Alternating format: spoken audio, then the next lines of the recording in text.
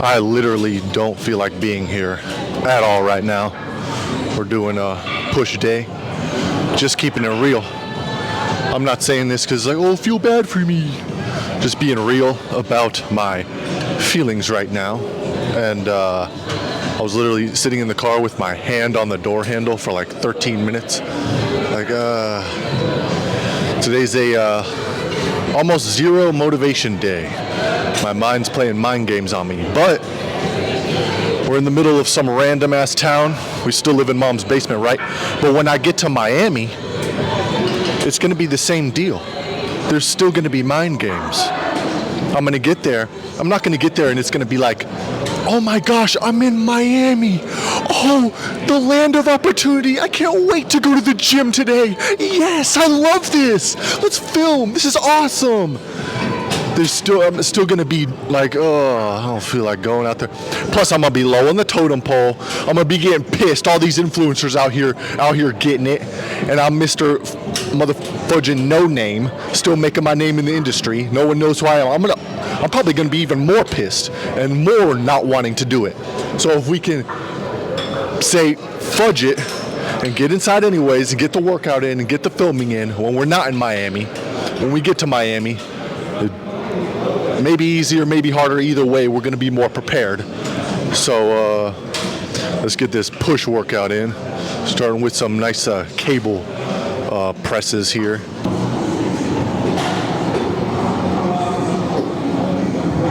After just one set, I'm already starting to get in flow state. It's always right before you start.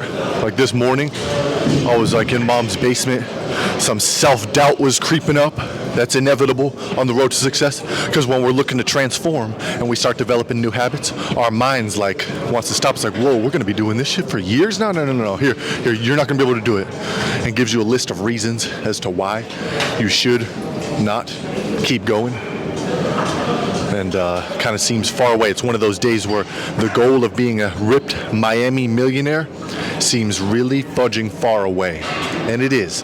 And we got a lot of ground to cover before we get there. But what are we gonna do? Quit? That's the only option. There's no halfway point. You're either gonna quit or you're gonna keep going. So on our way to being a jacked millionaire that lives in Miami and drives a Lambo, and it all starts with these uncomfortable actions and keep it consistent. So here we are.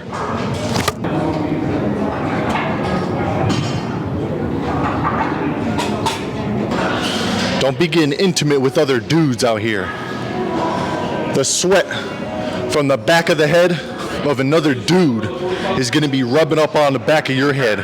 And the rest of the day, the bacteria from his head and the bacteria from your head, they're all going to be commingling. And some of them are going to be like, reproducing and getting married, and some of them are going to move in with each other. Some of them are going to be friends, like creating this whole community of bacteria with some random dude.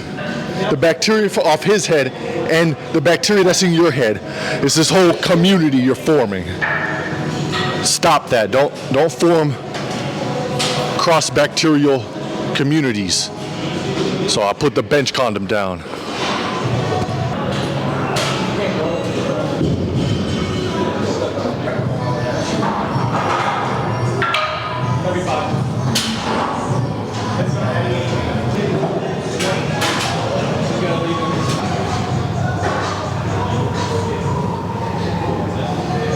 We got 50s 6 times.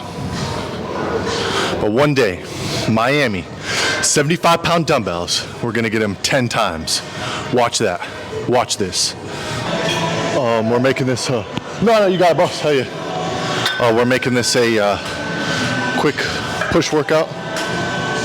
We should definitely not be in the gym longer on push day than we are for leg day. That's the rule. So getting in some tricep push downs now. I like higher reps with these. Like really feel them better in the 21 to 28 rep range. No, 13 to 28 rep range with these. It's all about the rep range for any given exercise that you feel the best stimulation.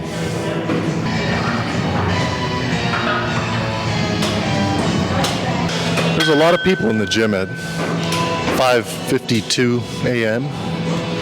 I wish I was the only one in the gym. I wish I was the only one who works out. And everyone on social media was like, "Whoa, my gosh, I can't believe this guy works out. No one does that." It's like a bunch of motherfuckers work out. Especially on social media these days with the competition, quote unquote. Every time you open up the feed, it's some new ripped guy working out. It's like, you gotta think, like, how are you gonna be different? You gotta move different, you gotta act different, you gotta be bolder, you gotta have more unique opinions than them.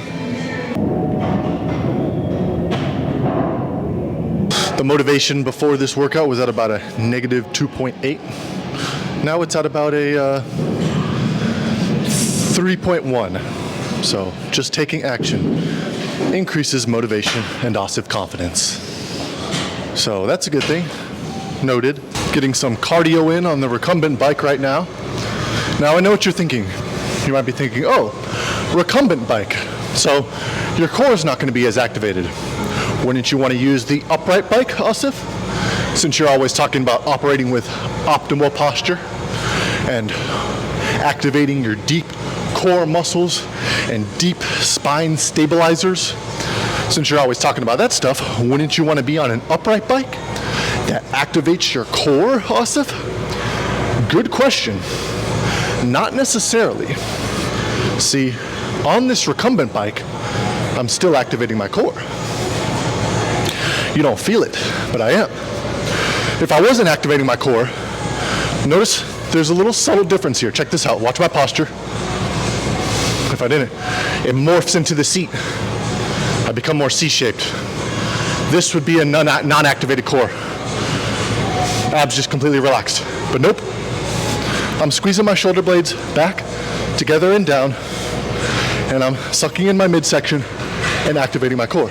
So I could be on the recumbent bike and still activating my deep core muscles. That's what's nice. And the other thing about the recumbent bike is the seat is way fudging bigger for my big ass glutes, aka my big ass. I don't know if the glutes themselves are what's monstrous. I think it's my wide hips that battle my physique, in which I have to get even wider shoulders now, a wider V-taper lats to make my delts pop even more because my wide ass hips. But it's okay. We got to learn to accept and love our body, and these wide hips are a blessing. So anyways, my wide ass gets to be comfortable on this recumbent bike chair as opposed to being on an upright bike. How do people sit on upright bike seats? They're like narrow as fudge. Just straight up all that pressure on your gooch, which is the space between your D and your B hole, or if you're a lady, your V in your B hole. I first learned that in Jackass many years ago. Jackass the movie, they would do gooch slides, and that was where I learned the term gooch. And it's helpful to know. And I'll be on the recumbent bike here, activating my core, and working up a sweat. So figure I might as well get this out of the way since we've been doing calisthenics at the house.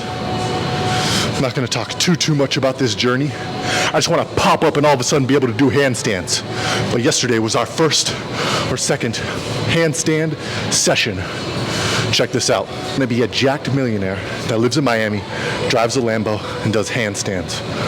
Possibly on handstands on the Lambo, although I was ChatGPTing it for a while yesterday, and ChatGPT was saying that it's very thin carbon fiber on the Lambo, so I don't know if you can. ChatGPT was saying, oh, it's $10,000 to replace it, but I told ChatGPT, bro, that's content. That's awesome content. I did a handstand on my Lambo. We got to get it replaced. The carbon fiber A1 panel. But anyways, yeah, trying to make all sorts of improvements around here. Easier said than done. Mind games are already popping up, saying things like, your arms are too long. You can't do handstands. Or maybe you just don't have the physique for it. But fudge that, I don't want to just do handstands, I want to do handstand push-ups. Straight up push-ups from my handstand position. Possibly on my Lambo in a few years. But we'll take it one step at a time here. And pretty soon, I'm gonna be able to do handstands. So yeah. I just worked out. I'm leaving the gym right now in my Kia. One day, I'm gonna be leaving the gym in my brand new Lambo. Whatever failures and accomplishments pile up in the years to come, and there will be plenty of both, I'm sure. I know I'll continue to give it my all and set goals that seem impossible to most. And when those motherfuckers say so, I'll look them dead in the eye and respond with one simple question. What if? Those were the final words of David Goggins' book, Can't Hurt Me. It's a fire read. So in this day of non-motivation, I hype up my own mental state by thinking, what if? What if everything lines up? What if we transform our bodies? What if we end up getting to Miami? What if our social media blows up and we become wealthy? What if? Just what if? And that's how I'm going to hype up my mental state today while I focus on creating the optimized future self, aka that jacked millionaire that drives a Lambo and lives in Miami. On day 129, I'm glad I'm not feeling motivated. This is a test. This is a test for me to think about the optimized future self and be in this moment and take the actions that I need, regardless of motivation, to get me there. So today, I'm gonna be thinking, what if? And day 129. See you all in the next one, God willing. Much love. Y'all too worried about a fast track.